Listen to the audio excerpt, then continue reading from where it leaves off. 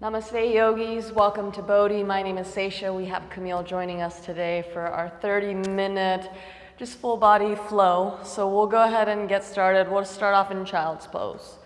So if you want to sit towards the back of your mat on the tops of your feet, the shins, hips to the heels, working your forehead towards the earth. If you need a prop underneath the forehead, be my guest. Your arms can extend forward or down the sides of your body. It's really just a matter of what feels most suitable right here, right now. And then just kind of dropping in, feeling out how you've landed on the mat. Right. With these 30-minute flows, oftentimes we're doing it because we only have a very short amount of time and we have our life off the mat to attend to. So regardless of that fact, I want you, to the best of your ability, to fully draw yourself in. Letting go of work, family, responsibilities, obligations, anything that extends beyond the surface of your skin, the four corners of your mat. And just land right here, right now. And then beginning to deepen the breath, we'll start by first letting go of a nice long exhale.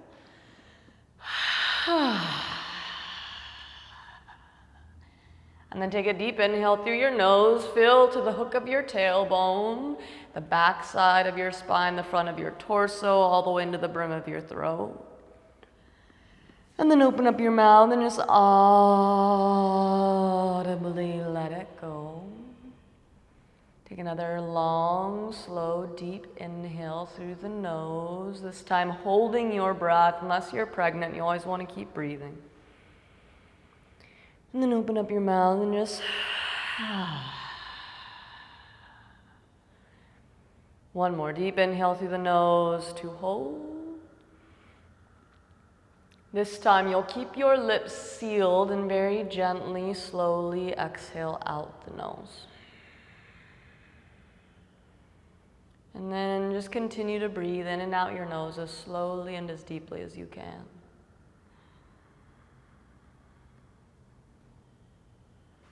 And then with your next inhale, you're going to crawl your hands a little further forward. And then walk them all the way off to the right side, off the mat, as far away from your left knee as you can get them. Right, maybe that left hand crawls on top of the right. Be sure your head and neck stays heavy. And then think of wrapping that left shoulder down towards the mat as you get heavy into the left hip, sinking it towards the heel. Breathe into the whole left side of your body, right? It's more expanded, so you should be able to send more energy, more direction, creating more space. Take a deep inhale. And then as you exhale, you'll slowly walk all the way over to the left. Remember, you're trying to get your hands as far away from your right knee as you can. The head and neck hang, the right shoulder wraps down, the right hip gets heavy onto the heel. The right hand may crawl on top of the left. Breathe.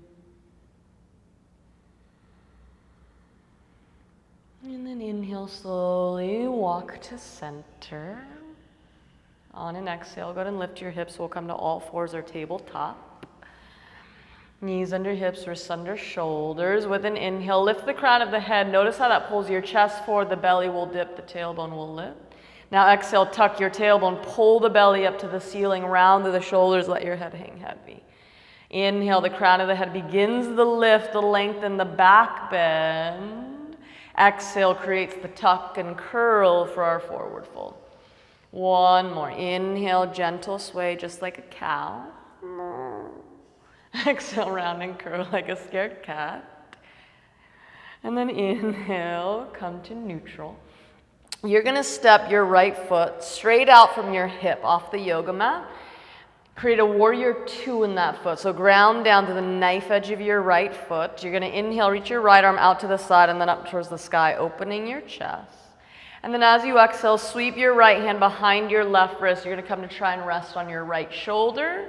ear, the temple. That left hand, you might use it to kind of push your left shoulder up to the ceiling. You might crawl your left hand way out in front of you, cupping the earth with the fingertips, adding a little bit more heat. Soften your breath. So just getting into that inner thigh of the right leg, twisting through the thoracic spine, finding a nice stretch and release through the trapezius. Breathe, lots happening in a very simple pose. It's what we say about every yoga pose, I feel like. And then you're gonna slide your left hand back underneath your left shoulder, press yourself up.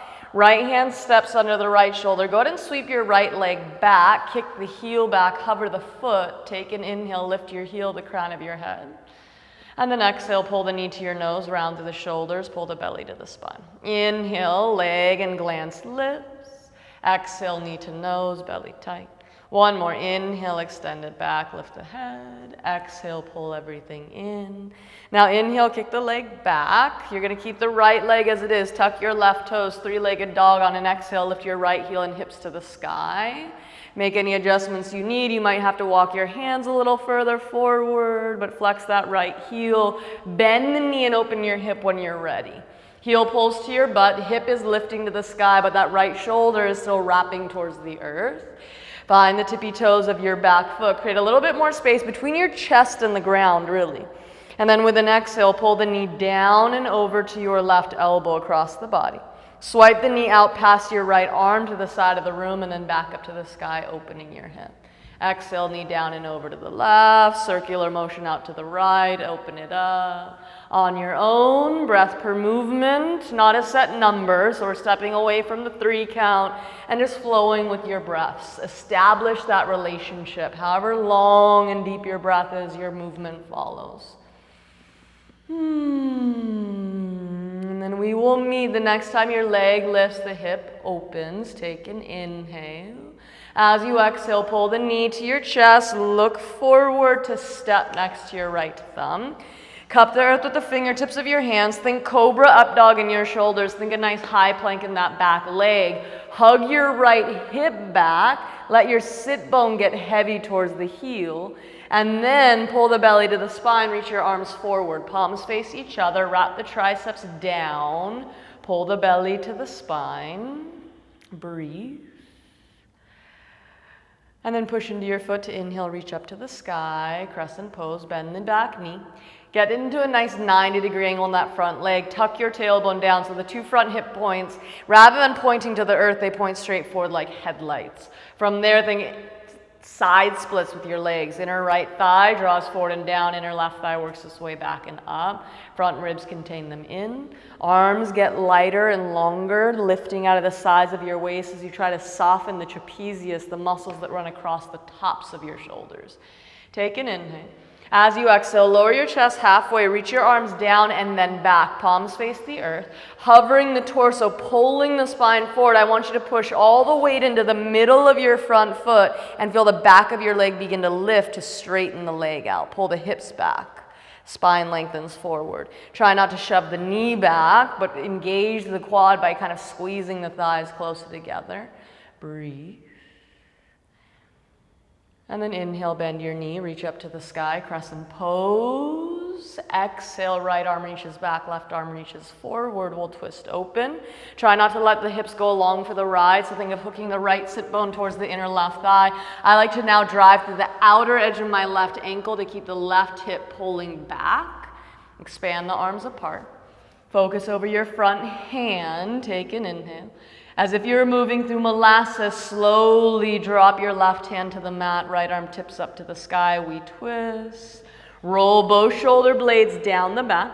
And even though you are trying to broaden your collarbones, a lot of times we do that by pinching the shoulder blades together. So can you keep your collarbones broad, but at the same time, you're going to try and protract the shoulders, hug them to the outer body. Then take the top arm up and overhead, palm facing the mat, wrap the tricep towards your face. Breathe. Lean the left ribs towards your inner right thigh. Take an inhale. Exhale, right hand circles down. You step your right foot back, chaturanga. Inhale, cobra or up dog. Just stay gentle. And exhale, roll over your toes, lift the hips, downward dog. From downward dog, we'll drop to the knees. Stack them under hips or under shoulders. Flip your fingers to point towards your knees. Palms still on the mat. Inhale, cow. Lift the crown of the head, belly dips. Exhale, tuck the tailbone around the shoulders, let the head hang. 2 more on your own, so we do stick with the number 3 here. Breathe. If your breath is shorter, you might take a few extra ones. But once you finish off your 3rd one, if you're with us, we'll land in neutral. Spine lengthens forward. Pinkies point back. You're going to step your left foot off the mat, resting onto the knife edge of your left foot. So the pinky-toed edge of your foot, the whole foot is grounded. Reach your left arm out and then up towards the sky. Exhale, sweep the arm down and across, threading the needle, left shoulder and ear come to the mat. Right hand can stay where it is, just kind of pushing your right shoulder up. It might crawl forward, cupping the earth with the fingertips, kind of doing the same thing. Breathe.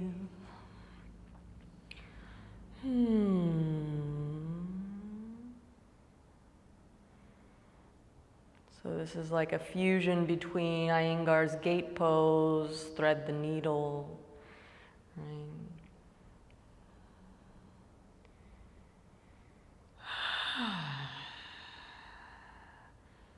But as you're ready, you're going to slide your right hand back. Press into the hand, stack your left hand under the shoulder. You're sweeping the left leg straight back, flex the foot, neutralize the hip. Take an inhale, lift the heel to glance up. Exhale, knee to nose, round and curl, belly tight. Inhale, heel and glance, extend out and up. Exhale, pull it all in. We have 1 more. Inhale, lengthen. Exhale, knee to nose. Inhale, stretch the leg back. Pause, tuck your right toes, 3-legged dog, lift the heel, the leg up. Adjust anything you need to, and once you find your downward dog, we'll bend the knee, lift the hip, let your heel fall to the butt, wrap the left shoulder down. And then finding the tippy toes of your right foot, take an inhale, exhale, knee down and over to your right elbow. Big swiping motion out past your left arm to the sky as you open the hip. Exhale, pull the knee down and over to the right, circle it out to the left, up to the sky.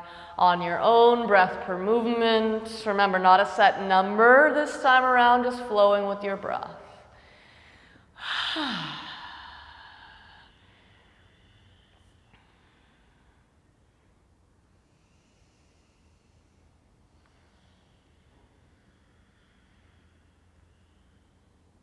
And then the next time you lift the leg, open the hip, you'll take an inhale, stretch a little more. Exhale, knee to nose, but look forward so you can step forward without kneeing yourself in the face.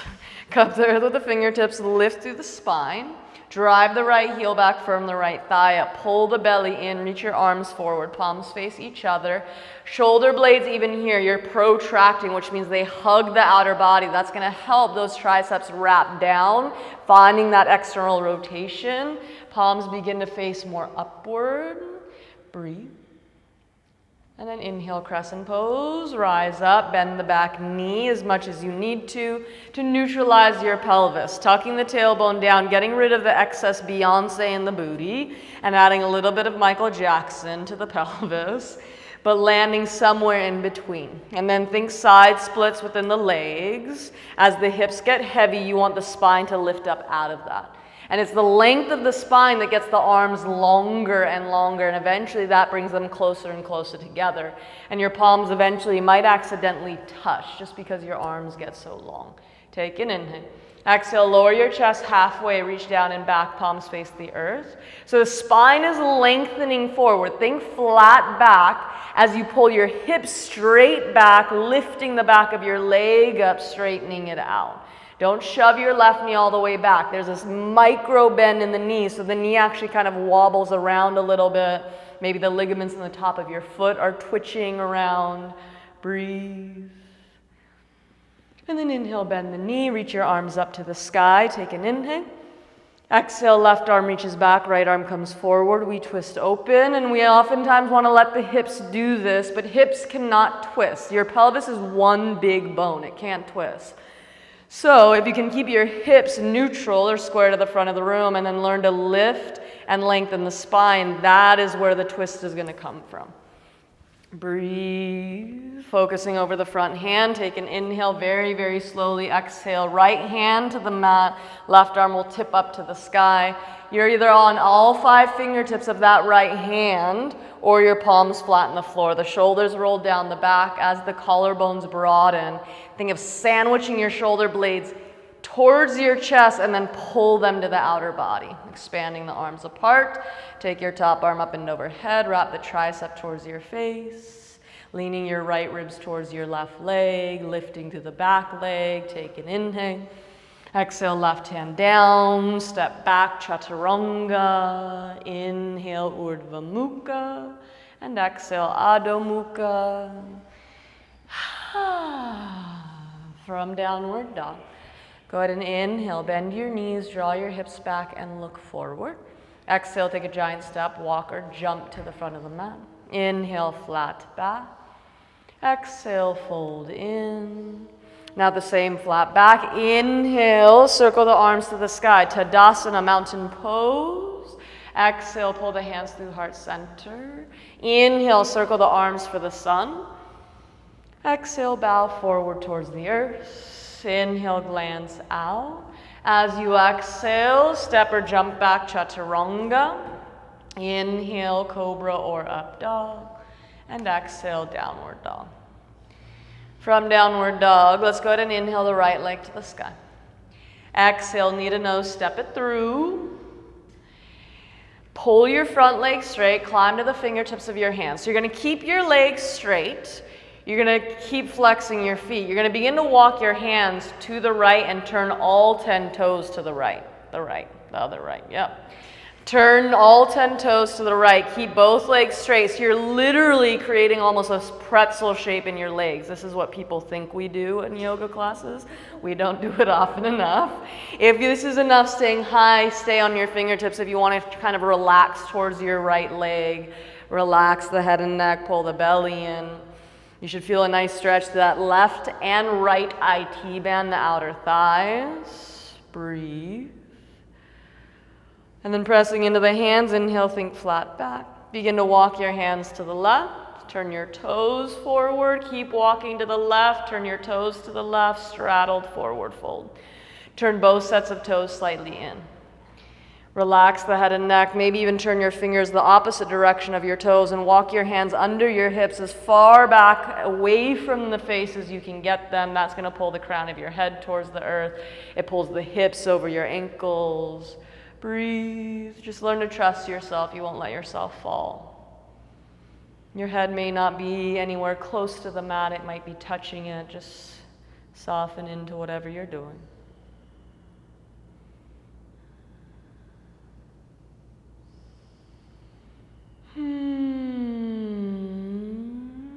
And then slowly crawl your hands underneath your shoulders. Press into your spine. Look at your left toes, and I want you to turn them out to like 1, or it's more, I guess, for you, 11 or 10 o'clock. Bend into that knee, sink your hips towards your heels. So your knee should point the same direction. Flex the right toes up towards the sky. So now we're stretching more the back side.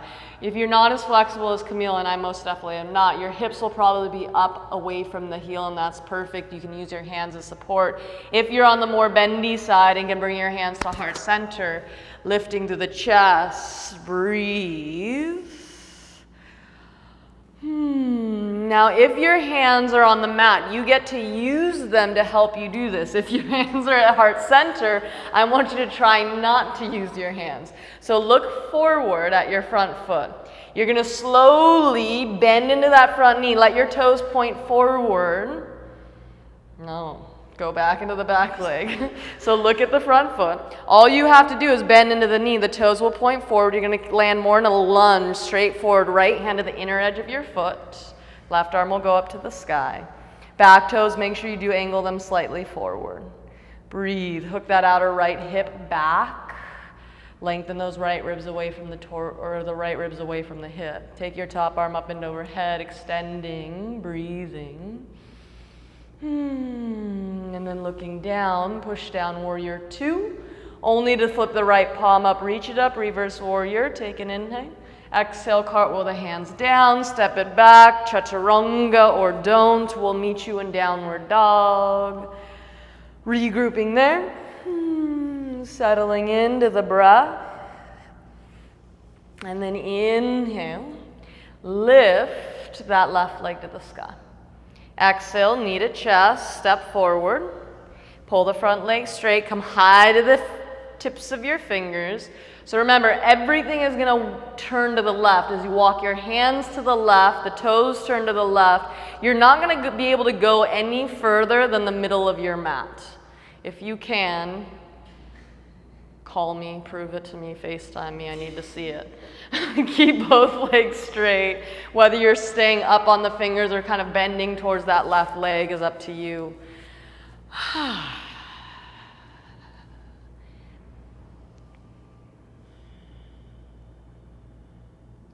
Last few breaths. And then pressing into the hands, think flat back. You're going to walk your hands back to the front of the mat. The finger toes will turn forward. You'll keep walking to the right, turning your toes to the right, that straddled fold. Now all 10 toes point slightly in. You relax the head and neck. You can walk your hands back underneath you. You could grab your outer ankles, feet, maybe hooking the big toes. Any version of this that you'd really like to take. The main thing I want you to try and do is get your hips. The center of your hip joints should be in line with the center of your ankle joints. You really sometimes have to think of pushing your calves, your hamstrings, and your butt over your head.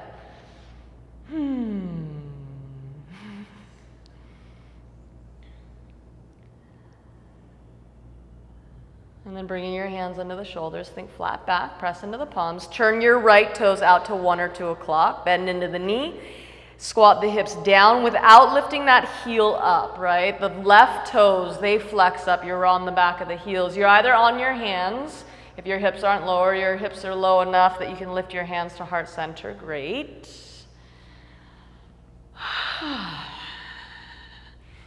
So just because she did it on the other side, I'm going to have her take the same shape to the front of the mat and the left leg, bending into the knee, flexing up the right foot.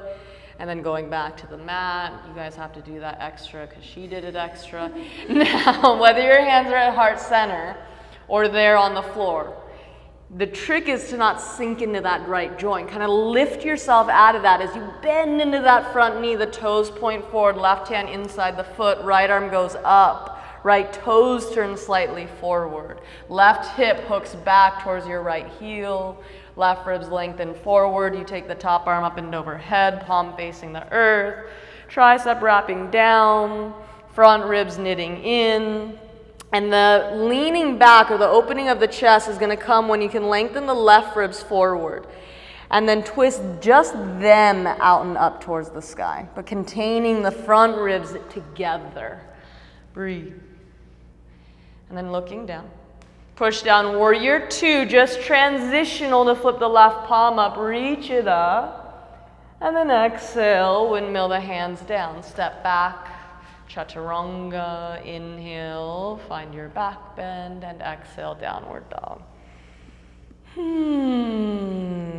From downward facing dog, go ahead and drop to your knees. Cross one ankle over the other, sit back behind your feet, bring your legs straight out in front of you. Bend your knees, scoot your bottom forward a little bit, and roll back, vertebrae by vertebrae. Hug the knees into the chest. Happy baby, grab onto the outer edges of your feet as you hook the elbows inside the knees. You'll pull the feet up to the sky. Hips stay heavy, so try and get the sacrum, the tailbone to touch the mat. Knees and feet are wider than your shoulders. As you pull your feet down, think of pushing your knees out so the inner thighs are working away from your torso. So you're going to keep your right hand exactly as it is. Let your left leg go long in the mat. So you're in like a half happy baby. You're going to take your left hand to the back of your right ankle. Now flex the foot. You're going to pull the knee over to your left shoulder. So the foot to your left shoulder, sorry. That right knee swivels out and then up towards the ceiling. So think of laying in pigeon pose, but you're actually doing the exact opposite. You're laying on your back, you're working the left Shoulder and right foot towards each other, the right knee is pushing away from you. But flexing your right foot's gonna help protect the knee. And if your foot is down towards your groin, I guarantee you, you're not feeling anything. So I want you to flex your foot and think of pulling your right big toe towards the wall behind you, above your head. And then try and get your right big toe to touch your left earlobe without lifting your head up off the mat. That's cheating. That's where you'll find the stretch. And then slowly hug the right knee into the chest. Open the right arm out like a wing, palm face up, look to the right, pull the leg across the body, twisting, left hip will lift and slide underneath you. 3 full breaths. Close the eyes.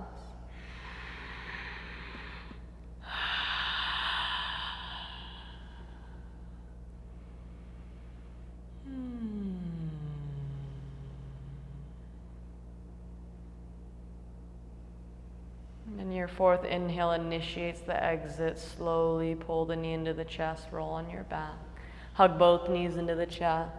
Happy baby, split the arms in between the legs, grab the outer edges of the feet, pull the feet up. This time if you want to kind of rock side to side, be my guest. But then ultimately coming to stillness, left hand and leg stay as they are. You're going to let the right leg go long on the mat, flexing the foot. Right hand goes to the back of your left ankle. Now you're going to flex the foot. It's very important you do that so you're protecting the knee. Pull your foot towards your right shoulder.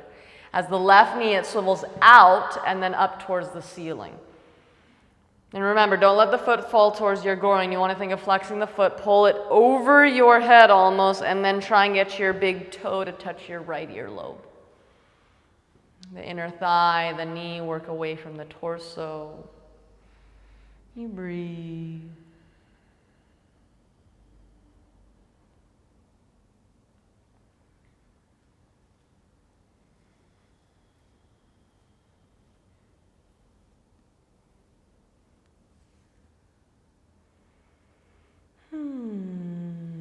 Last few breaths. And then slowly you'll hug your left knee into the chest. Open your left arm out to that T shape, palm face up, look to the left, twist to the right. Right hip can lift and scoot under. The left shoulder should stay flat on the floor. 3 full cycles of breath, which means an inhale and exhale is 1.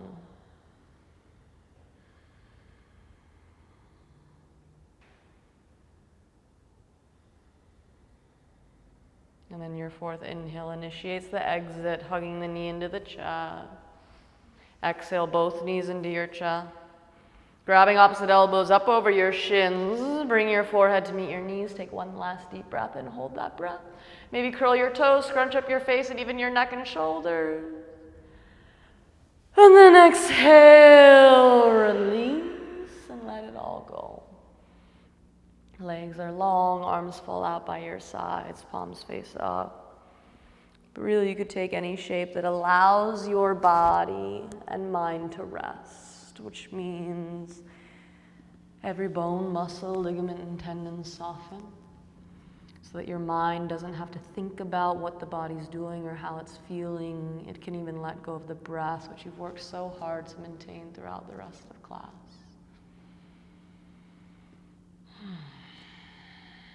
Offering yourself these last few moments to step away from it all, even the physical practice.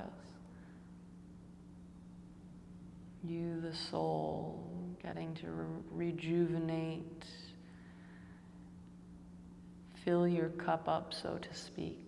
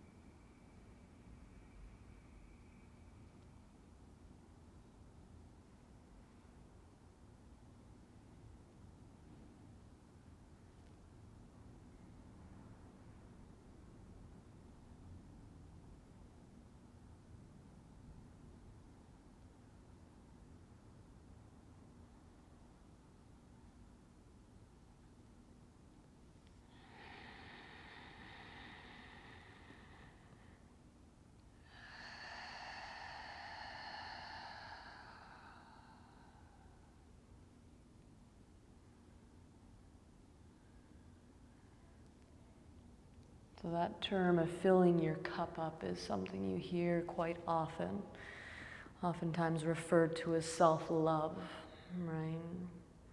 Filling yourself up so you can then go out and continue to give or work or take care of your family, so on and so forth. But oftentimes I find that when people talk about self-love, it is a very shallow and superficial version of what it's actually meant to be. And it actually causes people to be very selfish in the sense that it becomes this time where they only do anything and everything for the body, for the mind, whether it's things like yoga, getting a massage, going to a day spa, sitting on the couch eating a pizza, right? They just do all these things that their body or their senses are craving. Whereas true self-love, it actually stems from Ayurveda. And the self-love that they are referring to is actually nourishment for the soul. Filling yourself up on a very deep and spiritual level. It's a much more subtle side of the phrase. But very, very important. And it's actually quite the opposite when you actually can begin to practice true self-love. One of the biggest forms of self-love is actually self-discipline, right? Not necessarily giving in to material desires, wants, or cravings, but having enough self-respect to kind of pause and reflect on whether it's the benefits or the negatives of whatever it is you may be about to do. But ultimately then tapping into things beyond asana and pranayama, meditation, prayer, self-introspection, finding a time to connect with God. These are going to be what fill you up on the deepest level. And then as a result, give you the energy you need to go out and serve, but more from a selfless place. Right? Just serving for love as opposed to serving to get something out of it in return.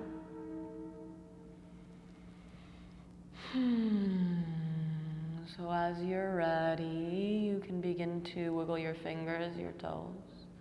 Roll out your ankles, your wrists, maybe stretch your arms up and overhead, point to the toes. And then as you're ready, rolling to your right or left-hand side. The right side is meant to be done during the day to honor the sun, and the left is to honor the moon or the feminine.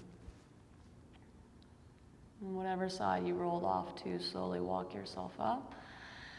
Finding a comfortable seat, you can rest your hands on your knees in your lap or bring them to heart center. But wherever you go, sit up tall, close your eyes, and just come back to your breath.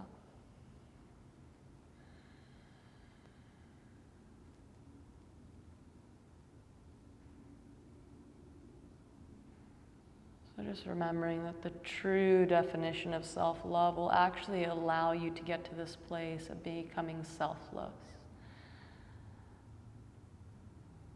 as opposed to the opposite. What I oftentimes find is happening is that people practice self-love, but as a result they become very selfish in the sense that they think they should be the center of the universe. So just something to think about, something to take with you and work with beyond the rubber mat. On that note, namaste.